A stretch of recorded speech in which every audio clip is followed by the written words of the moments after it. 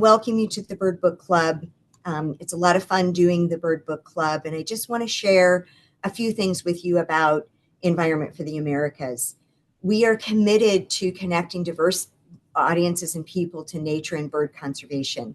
So we lead global partnerships focused on bird conservation, protecting migratory bird species and their habitats across international borders. And our programs really nurture and help the next generation of conservationists in particular through education, outreach, and creating meaningful opportunities for how they can get engaged with conservation in their world.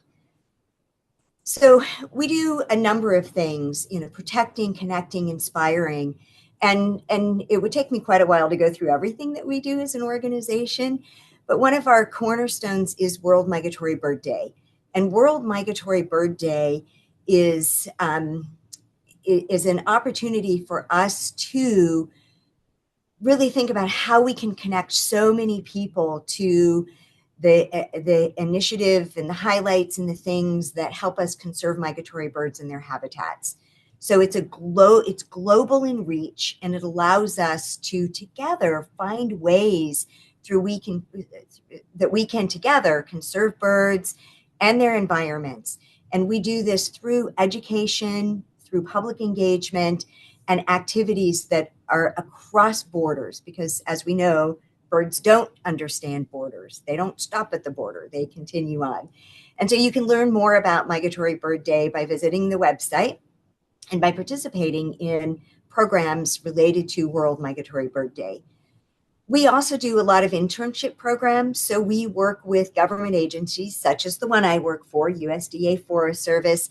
We also do internships with National Park Service, U.S. Fish and Wildlife Service, Bureau of Land Management, and then also Audubon chapters and other natural resource agencies and organizations.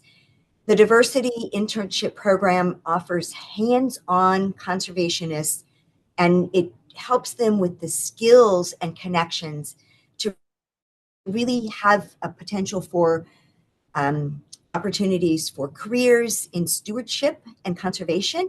And it also helps engage audiences in conservation work related to birds and their habitats. So there are a lot of ways that you can support Environment for the Americas. And I want to make sure we mention December 10 is Colorado Gives Day. So that's a great opportunity for you to be able to support Environment for the Americas, because Colorado is where we are based. And it allows you to oftentimes double, triple, or really have a better impact with your giving. So it supports our educational programs like the Bird Book Club, as well as our internship program and many other things that we do as we create materials in multiple languages and that sort of thing. Your donations really help us to distribute conservation and educational resources. And so that's incredibly crucial to get these tools in the hands of people who are doing on the ground work. So you can join us. You can join us by going online, donating, and then becoming a friend of ours. So joining our flock is one great way that you can help us continuing in the bird conservation arena. You can also support us by going shopping. One of my favorite places to go shopping is the Environment for the Americas shop. And so we're having a holiday sale right now. So you can buy a lot of holiday gifts, books, t-shirts, binoculars, birding accessories, earrings, water bottles, the tea towels you can see up in the top picture of my slide presentation. And your shopping with us helps support our conservation programs. So those are just some of the ways that you can help support us in the work that we do. And we appreciate everything you do to support us. So as I mentioned, one of the outreach things that we do is this Bird Book Club. It's an awful lot of fun. And our next Bird Book Club is January 19. And it's in the midday or later in the day, depending on which time zone you're in. And we're going to talk to Murray Burgess, who's going to share her Sparrow Loves Birds book. And so totally looking forward to that. And tonight we are focusing on Amy Tan's The Backyard Bird Chronicles. And so I took a look at her website and share this sketch that she has on her website. And I want to tell you just a little bit about Amy. She has a really long bio, and I'm not going to read it because I think that's something that you can read. But I do want to make sure that you have the opportunity to go to her website and to take a look at her bio. She's an amazing woman, and her book is incredibly amazing. And we'll talk about that a little bit more. And so, for those of you who have been on our at our Bird Book Club before, you'll know that I go through and meticulously pick out things that I want to make sure we talk to the author about and that we share with you. So it's an awful lot of fun to be able to chat with the author and to be able to really, have a conversation about the books that we're reading for the book club. And so let's get started. And again, I'll remind folks, if you can, make sure that you have your mics muted, and we'll have an opportunity to have you join us. But if you have questions or if there are things that you want to know about or talk about, then, please let us know. And I see a couple people who put in here, I'm having a glass of wine. So that's great. To be able to relax. I'm so Excellent. sorry I'm late, and I hope you can stay longer so we get the full hour out of this. I've been having problems with my iPad, my podcast setup here. So finally, and also the link didn't work for me for some reason. So, okay. So here, I'm here. Let's not waste any more time on this issue of malfunctioning software, hardware. Thank you for joining us, Amy. How many of us have not been on a webinar or some kind of Zoom or some kind of Teams thing where something hasn't gone wrong? And usually it's me. So no worries, Amy. Okay, good. I'm glad that we're all connected. So you're in good company. So great. So Amy, I started as the host of the Bird Book Club with a brief introduction for Environment for the Americas.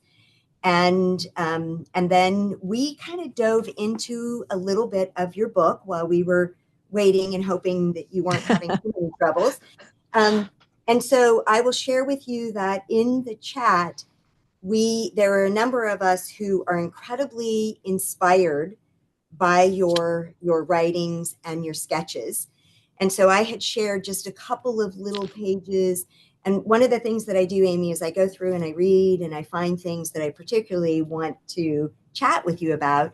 And then in our chat, we ask folks if they'll put their thoughts, their questions, things that they're thinking about related to your book. And so we've got a number of things, again, just admiring your curiosity and your ability to capture what you're seeing in your backyards, and the fact that your Backyard Chronicle is just so delightful. So share with us your motivation and your, how in the heck did you do this and make it so fabulous? Well, part of the way that it works is the fact that I didn't think it would ever get published. I wasn't planning on having it published. So the secret is I was writing it for myself. I didn't think anybody else would read it. I could be very honest about my reactions and my naivete about what I was seeing. I could ask as many questions as I wanted. I could, though, be conscientious of what I was saying and try to stop myself from assigning intentions to the bird's behavior. But it goes down to the fact that best writing that I do has to do with the writing I do for myself. And I am usually very aware of craft when it gets to the point that I'm going to publish a book. But in this case, I wasn't so concerned about that because it wasn't going to be a book. And guess what? It is. And I've heard a lot of people say that they love the fact that I seem to be so unabashed by the things I say, or that I appear to be very open. And those are the kind of things you're open with when you're talking to yourself.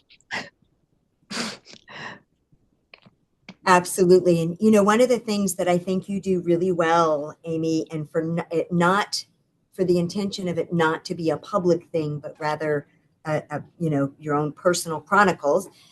I love how you relate it to real world things going on with birds. The things that we all know and think about as bird lovers, and some of us bird conservationists and people who do work in the bird world. So was that something that kind of came up after you realized, yeah, we're going public with this, or was it something that you did while you were doing your chronicles? I'm sorry, I didn't quite understand your question. What I was doing while.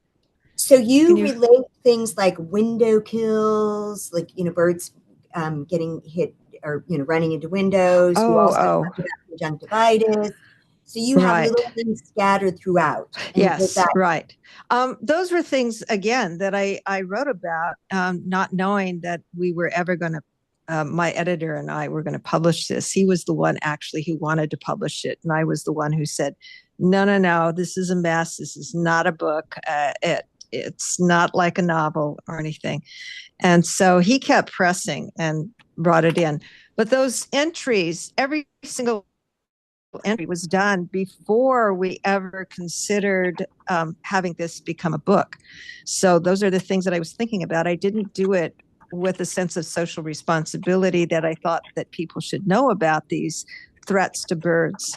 I was horrified to find out what was going on out there. When a bird hit the window, I was so crushed. When there was a bird that showed up with a disease, I wanted to find out as much as I could, and I ended up taking the feeders down for 4 months.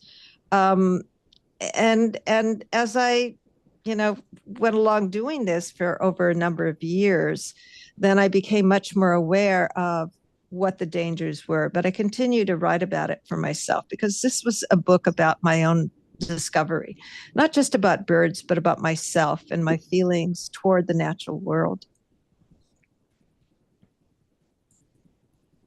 I love that. And I think that's one of the great things that you capture in your book is your ability to look at things and then share them in a way that helps connect us with those birds. And I love your, even if you just had a coffee table book that just had your sketches in it with the fun things that you say, like and I asked folks earlier, sometimes folks come on to our Bird Book Club having read the book or listened to the book or haven't yet.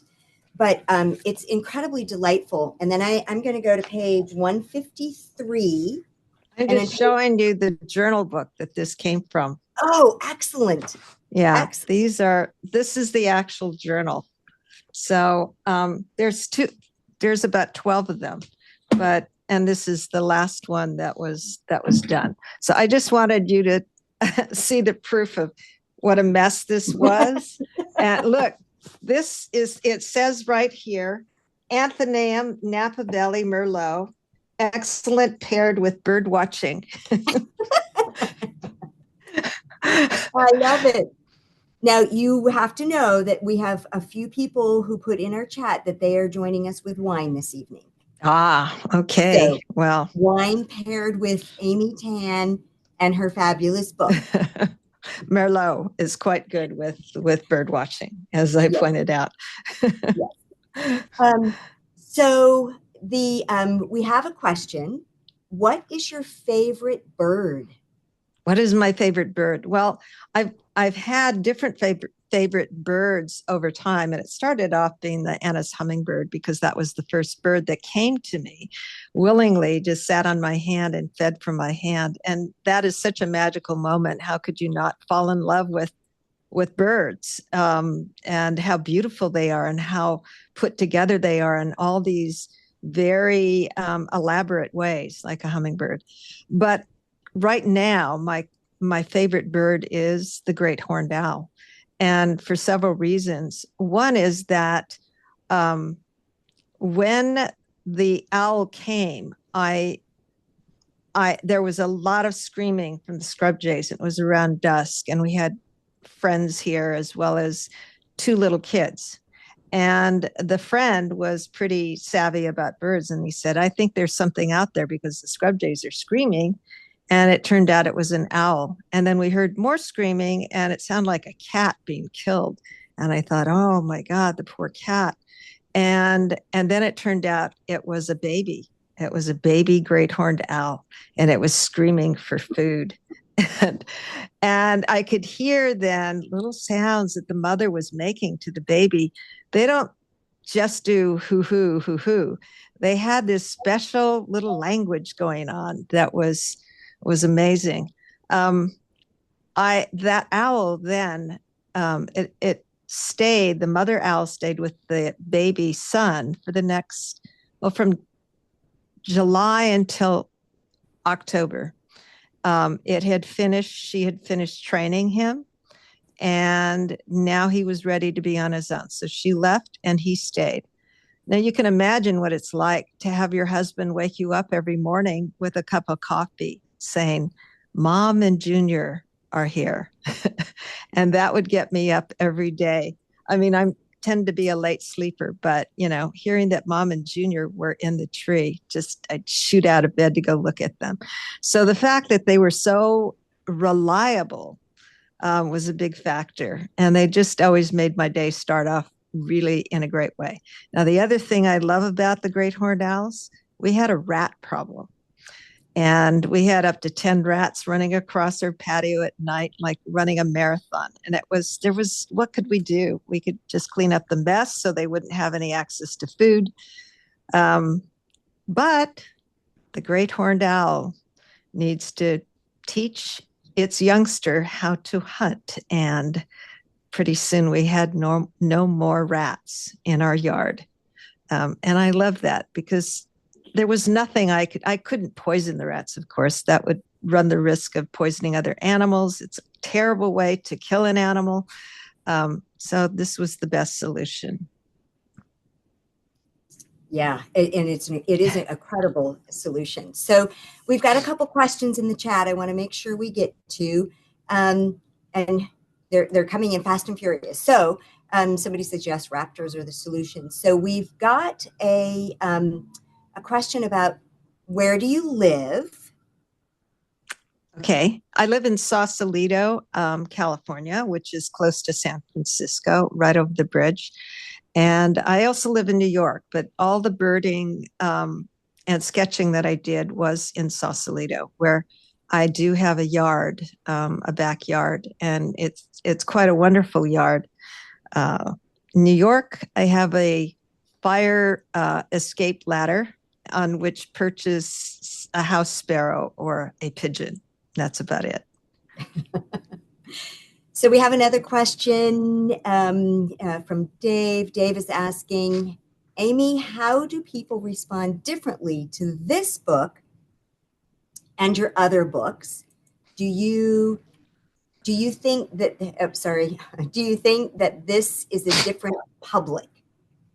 Definitely is a different public. I don't get any questions about mothers and daughters, for one thing. I keep waiting for that to come up so I can talk about mothers and sons, the owl being a female and her youngster being a male. When I first started doing the book tour, I would ask people, how many of you in the audience are here because you're birders, bird watchers, bird lovers? And probably about a fifth of the audience raised their hand, which is not unusual because approximately 1/3 of the country happens to be into birds at some level. But as I progressed through the book tour, and I did about 35 cities, I'd ask that question, and almost every hand shot up. So my audience definitely are people who are already interested in birds. And it included people who are dragged along from friends and spouses who now find that they love birds too. The demographics include all ages, all genders, all sexual identification categories, ethnicities, all of that.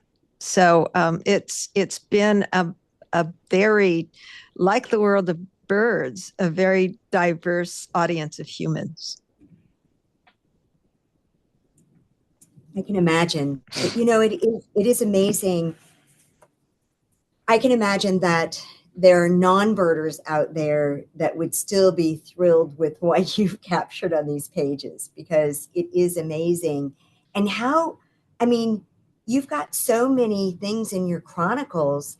How did you decide which ones to include and which ones not? And can you share one of your, and I'm just going to share, earlier I had started to say on page 153, you've got talking about babies, the baby owls, but teaching baby crows to eat grit.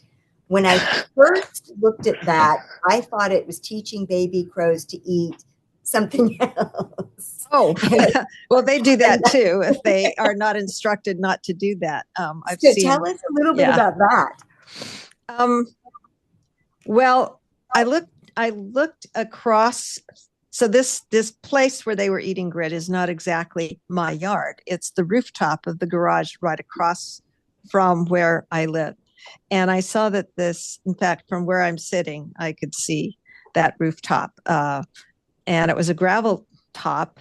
And I saw a whole bunch of crows out there, and they had young ones. And you can always tell the young ones from the adults because, well, first of all, they're a little clumsy and a little awkward, but also they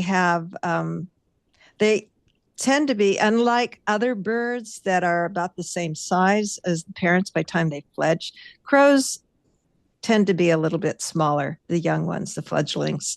And so they were standing around. There seemed to be one parent, and they do sort of shared social family time.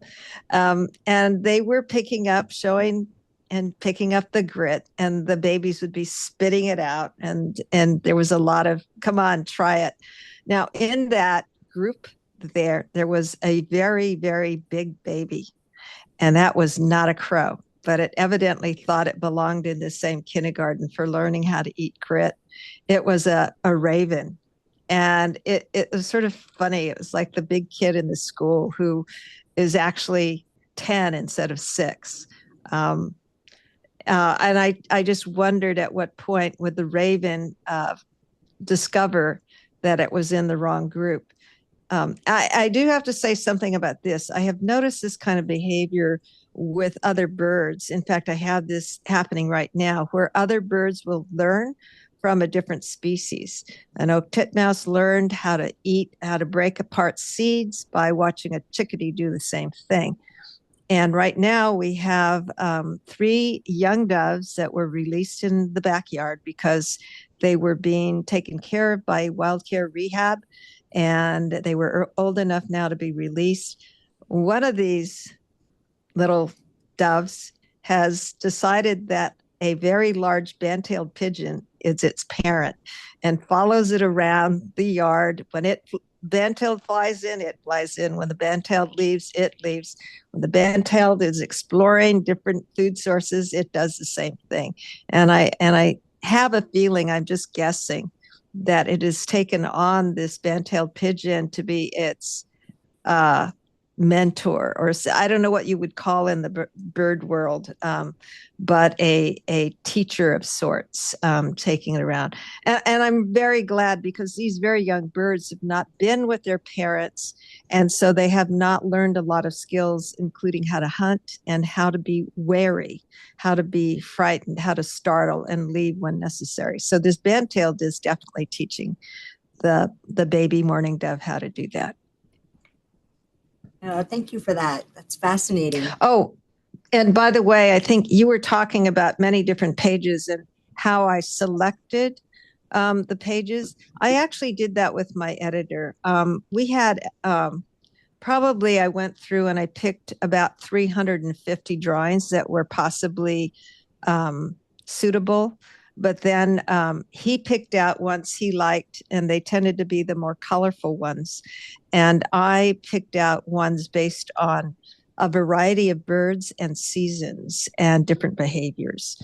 And so we did mostly my choices that also coincided with some of his. So thanks for that. And having worked with publishers before, it's that can be challenging sometimes. Oh, my editor is great. He was Oh, also good. my publisher at another house, and he's a really close friend. So no Excellent. problem.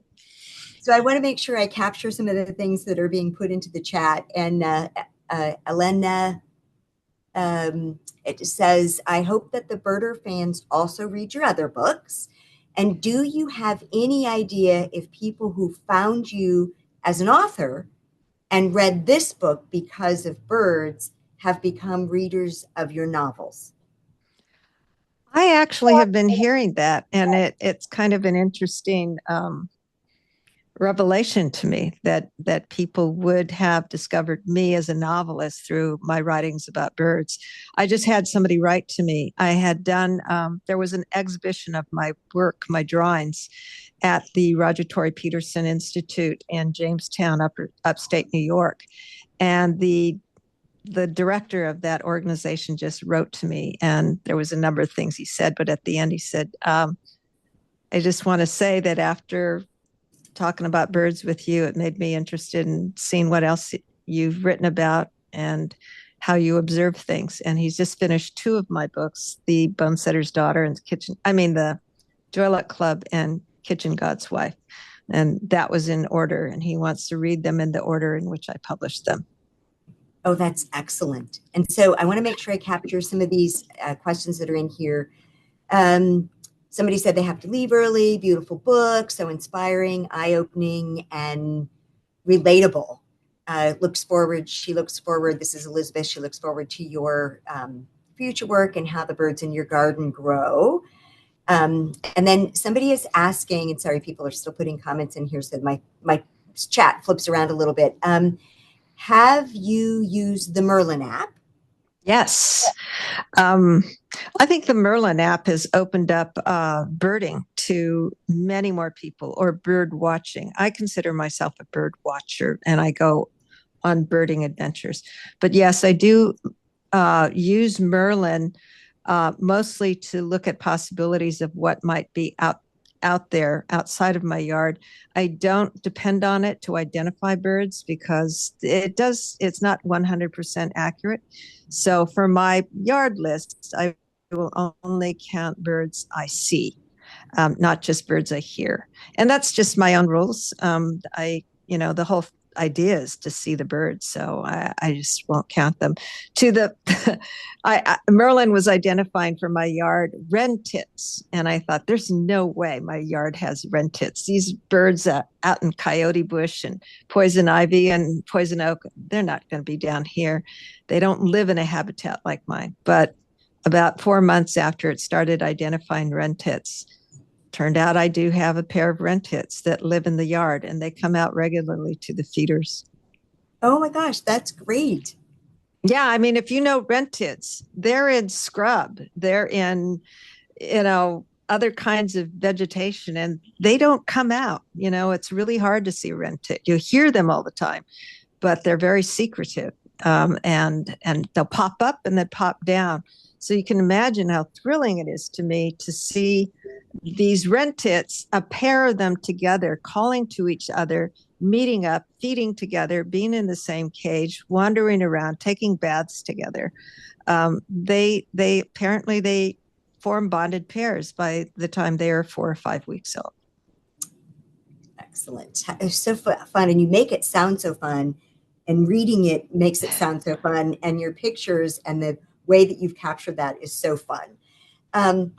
A couple more questions I want to make sure we get to. So somebody is asking, and I'm going to combine two questions from two different people. One is, did you go to art school? And the other is, how long did it take you to finish the sketches for you to put them into the book? I did not go to art school. In fact, in high school, I had an art teacher write in my report card that I lacked imagination necessary to a deeper creative level. So there was no encouragement for me to become an artist. I loved to draw as a kid, however. I did attend drawing classes, workshops on nature journaling, which includes drawing, but the emphasis is on journaling for the purpose of looking at nature, asking questions, being curious, paying attention, and drawing is a natural part of that exercise. So I did learn to draw birds through these workshops that I used to attend live. They were only once a month, and then COVID came along and they were online for a while. I also went on field trips once a month with this educator. His name is John Muir Laws, like John Muir, the naturalist, John Muir Laws. We call him Jack. And the same lessons that I took, you can actually get for free. You go online to his website, johnmuirlaws.com, and all of the lessons have been videotaped and you can just access them. So you too can learn to draw birds. The big thing about how to draw birds is pencil miles. That's what Jack calls them. You have to practice. This is not just something that flowed out of my hand onto the page. That represents thousands of hours of practice. So the quick sketches are something I learned to do by studying the birds well enough that I was able to have a gestalt, in birding, they use that word too, the giz of the bird, that this is your initial impression, that kind of the very quick body shape, head shape, bill shape, tail length, and all of that.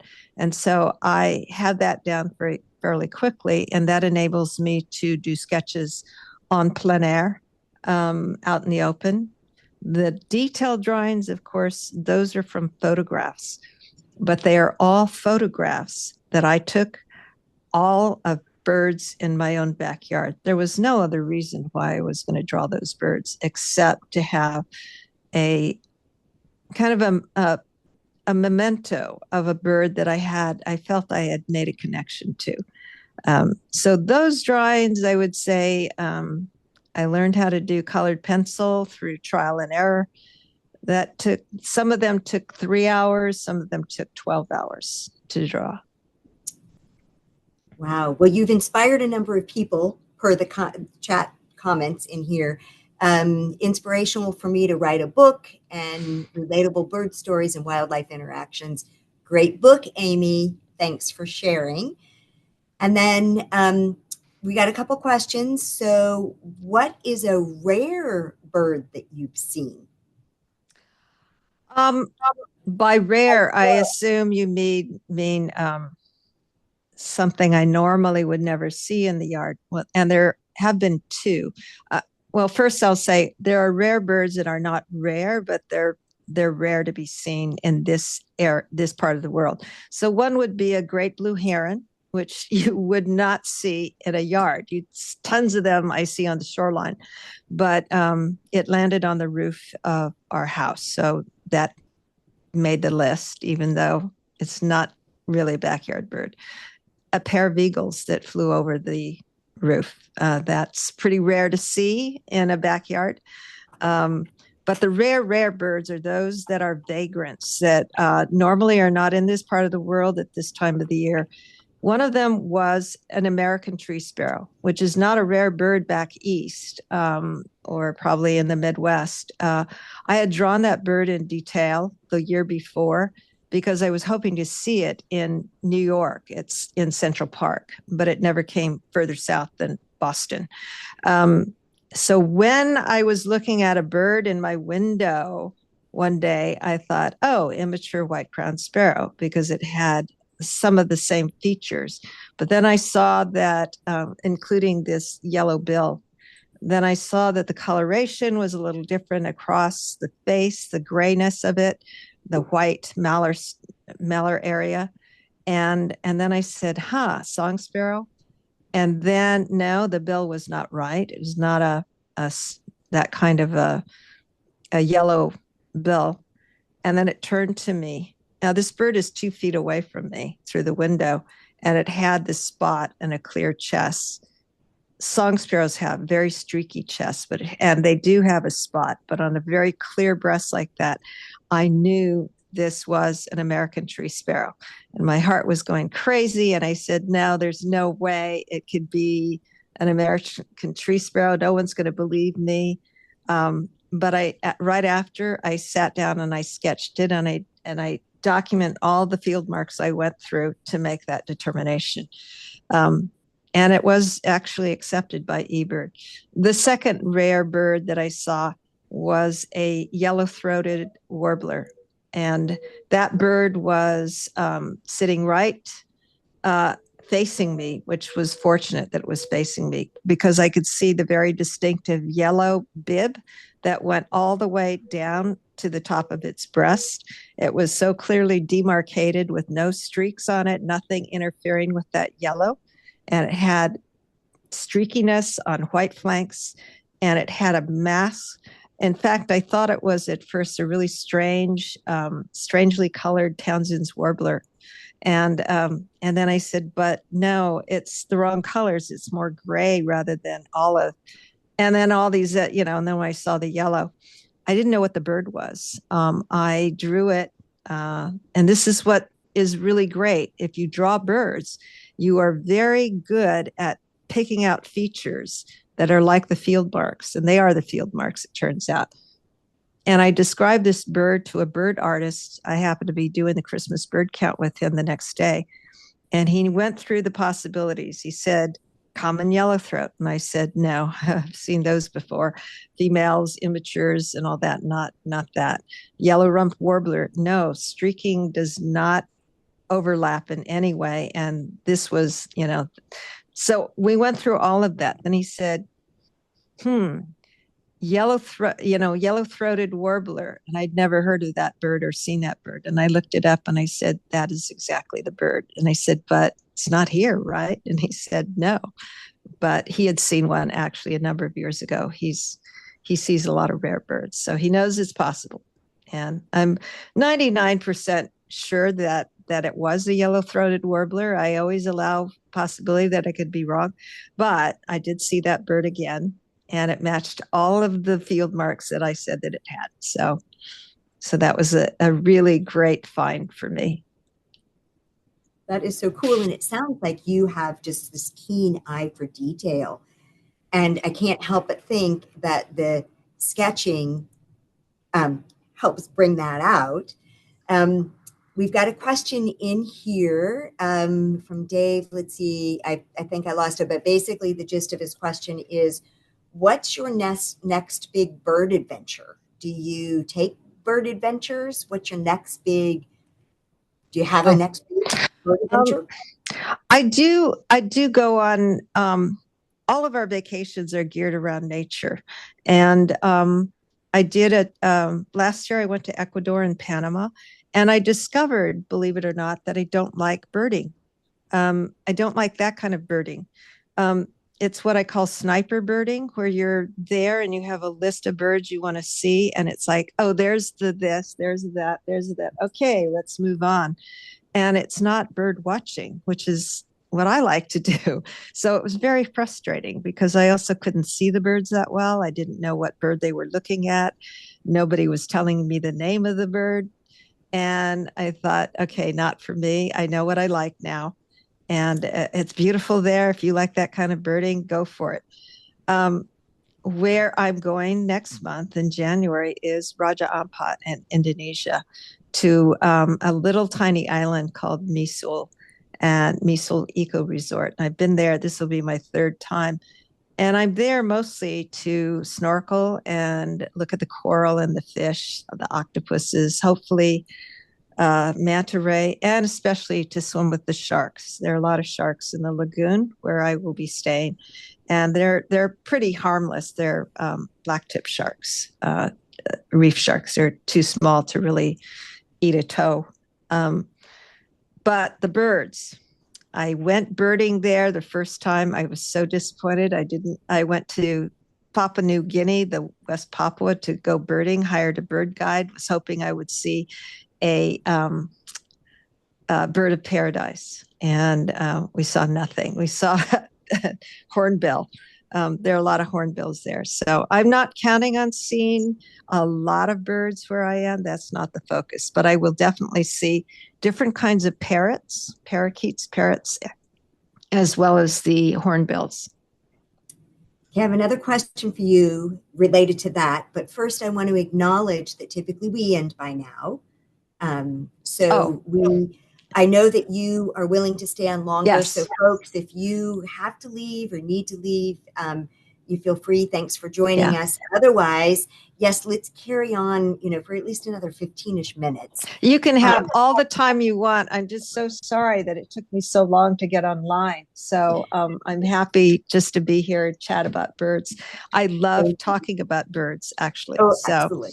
Yeah. Well, we might not be able to hang on as long as everybody wants, because that could take us into another day or two. But at least for the next 15-ish minutes, we want to make sure we do tap into your creative energy and your enthusiasm and your incredible knowledge for birds and how, just how they live. I do want to make sure I get a question in here and somebody says, sounds like my kind of vacation, nature. But somebody is asking, just thinking about your knowledge and the things that you've shared in your Backyard Bird Chronicles, do you participate in Project Feeder Watch with the Cornell Lab of Ornithology? Yes, I have. I've participated in that, as well as our local birdathon that raises money for Point Blue Conservation Science. I also participate in the Christmas bird count in Point Reyes and in Sausalito. And I've done other bird counts, usually for charity purposes. So I really enjoy that because, in part, it's a social activity. We don't want to talk politics while we're out birding, just about pretty things when we're there. But it's the social aspects that I enjoy as well. I'm going to go back to your book. And I'm going to go back to, just for those of you who have the book, I asked earlier, how many of you have the book? And a lot of people, showed the book. And as you know, I go through and find things that I'm particularly keen on. So on page 49, 48 and 49, you talk about the return of the male hummingbird. And for you all that don't have a picture or in the book, she's got like champagne and wine glasses in the corner of this. I want to know more about this, more about the whole male hummingbird thing, and more about how much were you drinking? It wasn't that I was drinking, actually. It was, I wondered if I could, I don't, it's in another book. The male hummingbirds, for some reason, they take off at a certain time of the year, and usually it's around January. And they stay away for as long as a couple of months, sometimes even longer. And I think I've lost them. The hummingbirds in our area, in this part of the Bay Area, they don't migrate. They probably used to migrate, but because of our temperate climate, they don't. That doesn't mean they don't take a little holiday down the Bay Area to a warmer place in Sausalito. I have my theory about this, and that is that I have a lot of males, especially I have them right now. They're all drinking away and having their little battles. They're probably going to start courting pretty soon. And what I believe happens is that they are busy doing these displays and the courting. They finally get a female to go off with them and do their 4-cent contribution to the future of the genetics of that, the male and female. And then they leave. They do not stay to help build the nest or take care of the fledglings or to feed the female. They leave and they go off probably to some other yard where they can, kind of woo another female. And so that's what I think is happening, is that once they have won over a female, they have no reason to stick around. And to continue on with the theme of hummingbirds, later in the book on page 159, you talk about last call at the bar. So that's the Anna's hummingbird. At dusk, I saw two females drink at the same patio feeder, later a male and a female. And then you say, last call at the bar. What made you think about that? Well, they have such a need to fill up at the end of the day because they're going to go into torpor, which is similar to hibernation. The metabolism slows, and they're almost in a state where if you were to grab at them, they wouldn't wake up. But during that period, they have only limited energy reserves, and normally they're feeding every 15 minutes. So they have to have a good amount of food, that energy to take them through the night. And at that point, those males that used to fight off any other hummingbird at the feeder, they don't have that fight anymore. All they need to do is feed. So I will get females and males together. I'll get two males together, or an older male and a young male together at the feeder. And that happens only at dusk when they desperately need to feed. There was the interesting thing that I noticed also is that when they are courting, the males will allow the female on the feeder, but the female never drinks. The female just watches the male hummingbird, as if to assessing his prowess in guarding his feeder. Yeah. Is he going to be able to guard it properly? Am I interested? Well, he makes it seem like he's going to guard it for her, but really he's just going to take off and abandon her. He's a deadbeat dad. So no, I whisper to her, don't believe him. So what do you, in your Backyard Chronicles and in your sketchbook, and your book in general, and there is another question about books in general, and I want to get to that, but what was your most, like, of all the things that you sketched and you shared in your chronicles, what was like the most like, oh my gosh? I mean, you talked about the owls, you talked about, some of the rare bird, the rare bird, but like, was there something that happened in your backyard or near? Wow, gosh, there's so many things that were discoveries to me. And I didn't know what I was looking at first, but I will have to say one of the most exciting observations that I made had to do with fledglings. And I never realized how much fledglings had to learn. We know they need to learn how to fly, but we don't know exactly the stages. At least I don't. I'm talking when I say we, I just mean me as the naive bird watcher. I did not take a class in ornithology or biology. So all of this is coming from a heuristic approach to learning about birds. But I would see these babies, for example, pecking at little feces, and as if, is this food? Or little pebbles, is this food? I saw one pick up an acorn, which is about this big and way too big for a little junco to swallow, but it would pick it up and then wave its head in the air as if it was going to fall down its throat. And I realized, well, that is the position of feeding that it has had all of its life to now, because parents were there to shove food down its throat.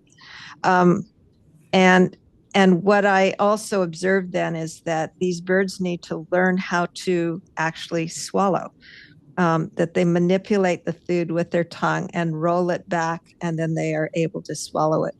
All of these things were learned behaviors. They were not instinctive. And that was surprising to me. As I think I mentioned, there was a an oak titmouse that didn't know what to do with a seed, and it was trying to swallow it, and then it looked over and it saw a chickadee that had a seed and put it between its feet and then was pecking at it and then swallowed a bit of it. And immediately, that's what the oak titmouse did. So it had learned by observing another bird. And a lot of those lessons happen when they're given by the parent, but a lot of times the parent leaves before the bird has learned everything about every kind of food, where to find it, and how to eat that particular food. Oh my gosh, the stories you can tell, and you do it so well, and that's going to lead to my what I'm going to make our last question of the evening. There's a question from Dave. He's asked a couple questions, and I've lost it now in the chat. But what he's asking is, are birds going to make an appearance in your future books? Non-related bird book. Well, that was never in my intention when I started the novel, but I almost feel like, to justify all the time that went by where I wasn't focused on the novel, I should put a bird in there, or something, a bird, some event with birds, so that I can say, yes, see, that was research that I needed to do to have that paragraph in there. That's great. So Amy, we all appreciate you joining us. I'm sorry we had those technical difficulties at the beginning. Sorry. I'm sorry. I had it with another group of people, by the way. So yours wasn't the only one. I thought I had straightened it out. I fixed it. I had all the cords in the right place. And then for some reason it wasn't hooking up. Well, it was you this evening. A lot of times it's me. So it happens. We all get that. And I don't think, everybody is, we loved having you here. I want to make sure that you know that there's tons of comments in the chat about how much people enjoyed your book, how much they enjoyed speaking with you this evening. Somebody in Florida says, wait, you missed Florida on your book stop. Maybe if not this book, another one. So no, I was in Miami last week. I was in Cranford Park or something like that. I was there birding. Yeah. So you've got lots of kudos, lots of opportunity for people to keep track of what you're doing. You've got a beautiful website, and that's where, I think you missed it earlier, but that's where I shared your resting face, sexy face, happy face, mother love face. You have truly inspired not only people who have joined us for the Environment for the Americas Bird Book Club, but you've inspired me to get out my colored pencils and do some more sketching. And so thank you so much, Amy, for joining us this evening. Thank you for sharing your talents and your love. You're very inspirational. And for those of you who have not yet purchased your copy, I recommend it highly. It makes a great holiday gift. We're right in the season of that. So if you haven't already, and then for those of you that want to pick up your pencils also, on page 95, Amy, you did a really nice job of like all of the colors with the juncos. And juncos can be so confusing and so colorful. And so not only are you inspiring and share your stories with us, but you give us some little art lessons too. So thank you for that. Right. All right. Yeah, I had to learn. I wasn't giving a lesson. I was learning. That becomes a lesson to you. So thank you. Well, thank you again, Amy, so much. And thank you all for joining us. And we will see you next time on the Environment for the Americas Bird Book Club. Have a great evening. Take care. Happy birding. Thank you all. Thank you. Okay. Thank you, everyone. Okay. Bye-bye.